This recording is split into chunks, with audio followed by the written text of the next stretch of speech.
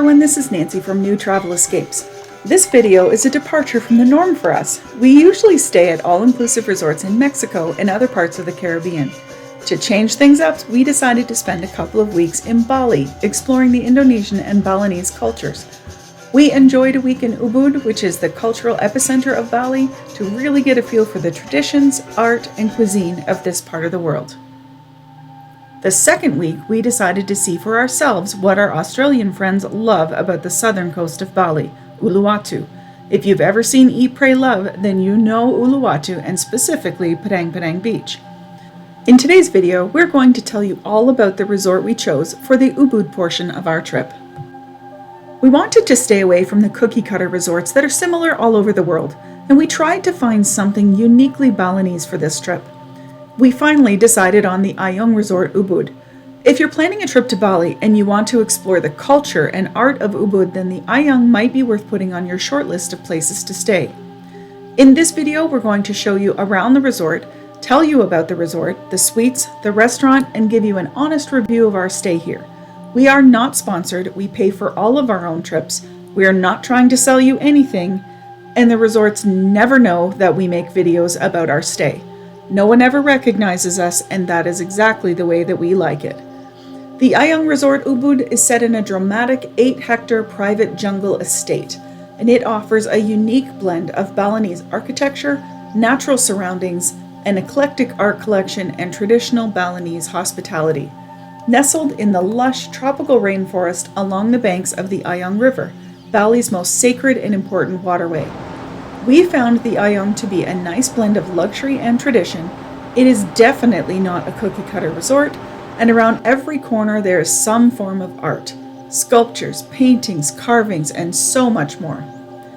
If you're new to visiting Bali, then you need to know that it takes a long time to get anywhere on the island.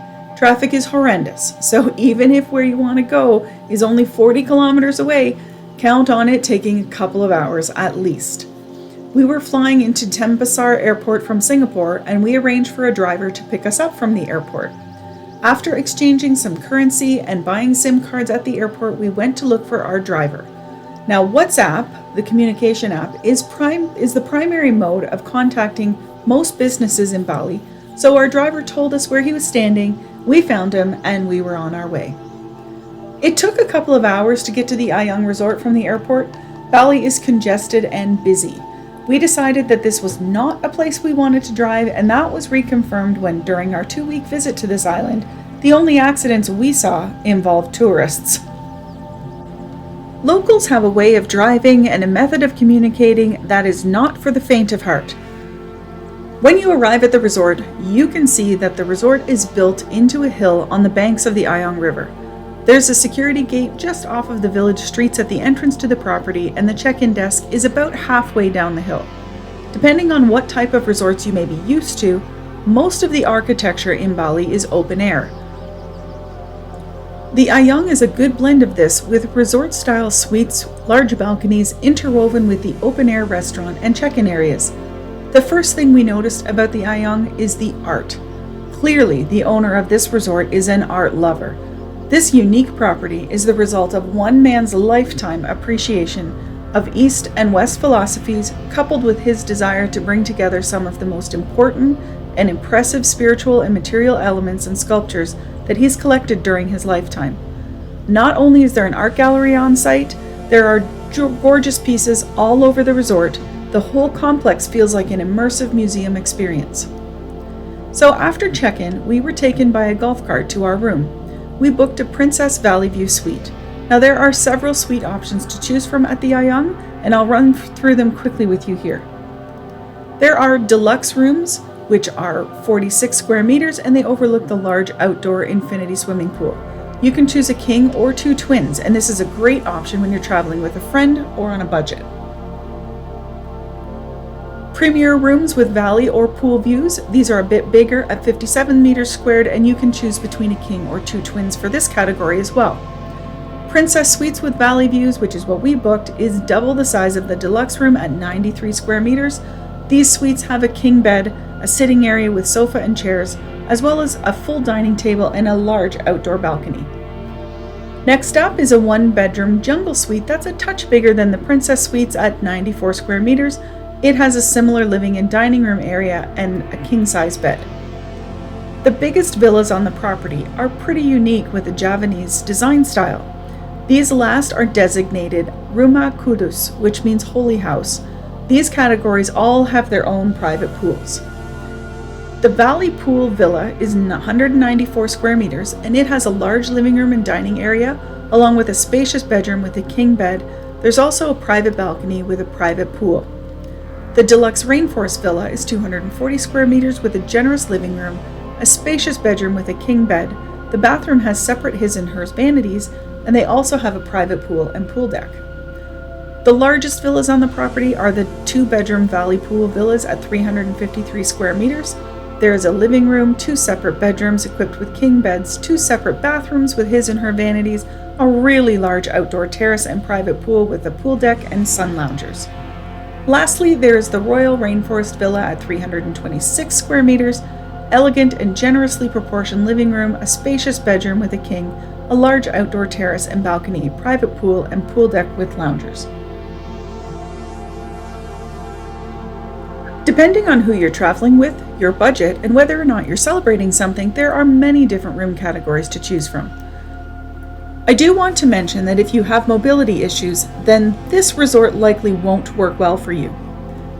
We booked our room online in advance, and there were some included perks that were really nice. The best being the daily breakfast for 2 at Wijaya Kusuma Restaurant. Pardon my pronunciation, I'm not sure I'm ever going to get that one right.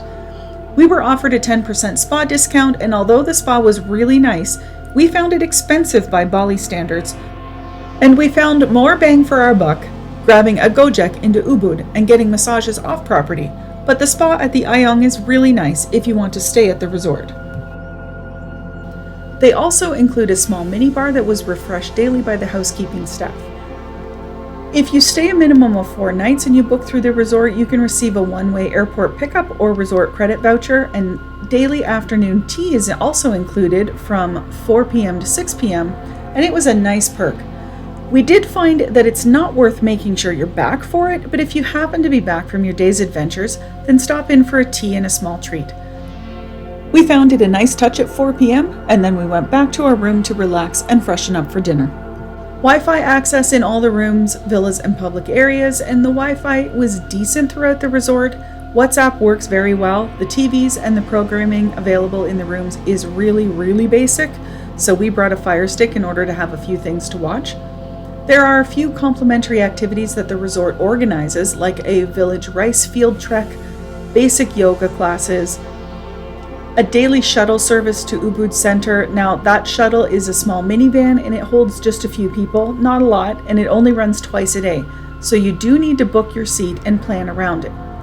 We found it too limiting to use the resort shuttle, but you can use it to get into Ubud, and then get a Gojek or a Grab car to take you back to the resort whenever you're finished for the day. When you're in town, there are lots of cars and they are a minute or 2 away, so getting back to the resort's really easy. From the resort into Ubud, it takes longer because it's further out, so give yourself more time than you think you need if you're going to call the Gojek or a Grab to get into town. The resort also offers a one-time photo session with a professional photographer that includes 1 digitally edited photo. We did not do this, so I can't speak to the quality of it. There's some things that I want to note about the rooms. Insects. You're in the rainforest, and the jungle always seems to want to retake the area, so there's going to be bugs. Don't bother with your insect repellent from home. Just bring enough to get you through your first day and grab some insect repellent that the Balinese people recommend. The mosquitoes can be abundant. There will be ants or termites or whatever they are. I'm not an entomologist. They live in that area, but if you have any issue, let the staff know and they will take care of it. I found we had more ants in our bathroom than I was comfortable with, which is probably fewer than most people are comfortable with, but the housekeeping staff worked some type of magic and got rid of them. There is really no storage anywhere in the room. The furniture's great, it was clean and comfortable, but there isn't a drawer or closet anywhere, so be prepared to live out of your suitcase. I did expect better from a resort of this caliber because there's certainly enough space in the room for a chest of drawers or a wardrobe, but there was really nothing useful. The bed was comfortable and the linens were clean and the air conditioning worked well. There's also a small minibar that's included in your stay. It's not very much, but it's still nice to have it. There's a machine for coffee, some milk, and a couple of beverages in the fridge. There are glass water bottles in the room and you can refill them throughout the resort at the water bottle refill stations. I highly recommend bringing your own reusable water bottle and filling it up before you go out for the day. We used the water bottle refill stations and drank ice water from the restaurant. We never used tap water for teeth brushing and we did not have any tummy troubles. The suites are scattered throughout the resort area and the little walkways wind down through the gorge right to the river. If you choose to stay at the Ayung, make sure you go and walk down to the river. The sculptural wall is just amazing. It's so much better in person than I can manage to capture on video, but here's a look at it. They told me that this wall was here before the resort was.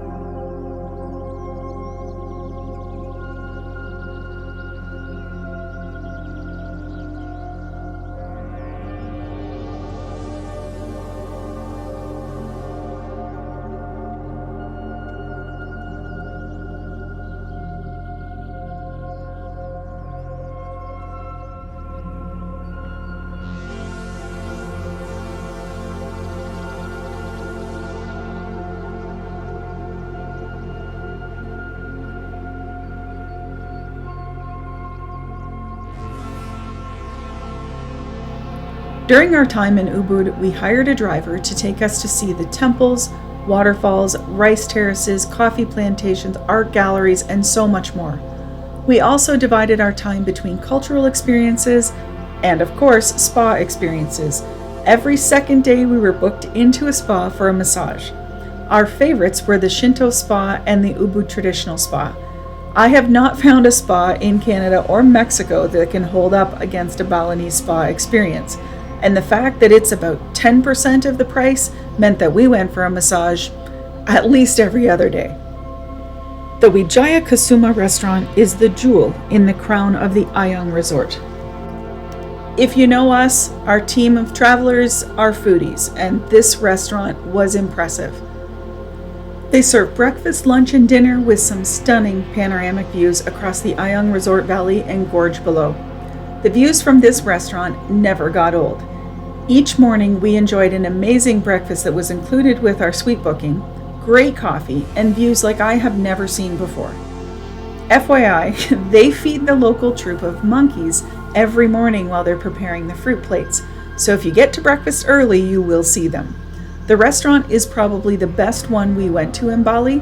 It's clearly set up for tourists as it is far more expensive than other restaurants in the area, so for us the costs still seem pretty reasonable, but for the locals it would be considered very pricey. We found the food to be outstanding. Our breakfast was included each morning, and we were so happy to start the day with a great meal and views of the gorge and the river. It is an a la carte menu, but it is unlimited, and you can just choose whatever and how much you want. We started each day with pastries, fruit, and a cappuccino, and then we varied up our mains and sides. This restaurant was our favorite part of this resort. The views, the monkeys, the food, the service, it was all excellent. And even after eating here for breakfast each day for a week, plus several dinners, we didn't get tired of it.